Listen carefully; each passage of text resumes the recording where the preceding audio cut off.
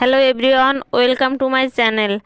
আজ আমরা আলোচনা করব কবি রবার্ট হিরিকের রচিত একটি short lyric poem to daffodil সম্পর্কে।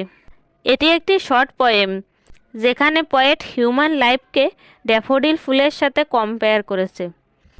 কবিতার টাইটেল টু ড্যাফোডিলস। এখানে ড্যাফোডিলস হলো এক প্রকার ফুল। টু ড্যাফোডিলস বলতে ড্যাফোডিলের প্রতি, অর্থাৎ কবি ড্যাফোডিল ফুলকে এখানে পার্সনিফিকেশন করেছে। চলো তাহলে কবিতাটি শুরু করার আগে কবির সম্পর্কে কিছু গুরুত্বপূর্ণ তথ্য জেনে নিই। কবিতার পোয়েট রবার্ট হিরিক জন্মগ্রহণ করেন 1591 সালের 24 আগস্ট আর মৃত্যুবরণ করেন 1674 সালের 15 অক্টোবর। তিনি 17th সেঞ্চুরির একজন ইংলিশ লিরিক পোয়েট। আর তার ফেমাস ওয়ার্ক হলো হিস্পিরিডিস, যেটি হলো একটি কালেকশন অফ পোয়েম। চলো তাহলে এবার কবিতাটি শুরু করি। শুরুতেই কবি বলেছেন, ফেয়ার ড্যাফোডিল, অর্থাৎ সুন্দর daffodil, we weep to see you haste away so soon.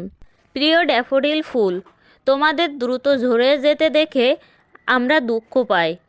As yet the early rising sun has not attained his noon, অর্থাৎ as yet the early rising sun, সকালে যে উদিত সূর্য, has not attained his noon, অর্থাৎ এই যে সকালের যে উদিত সূর্য ওইটা দুপুরে পৌঁছানোর আগে ড্যাফোডিল ফুলটা শেষ হয়ে যায়।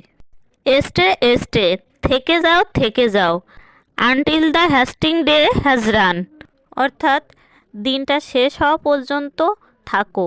But to the even song, এইখানে যে ইভেন সং এটা হলো ইভিনিং সং, তাহলে but to the even song অর্থাৎ অন্তত ইভিনিং সং পর্যন্ত থাকো।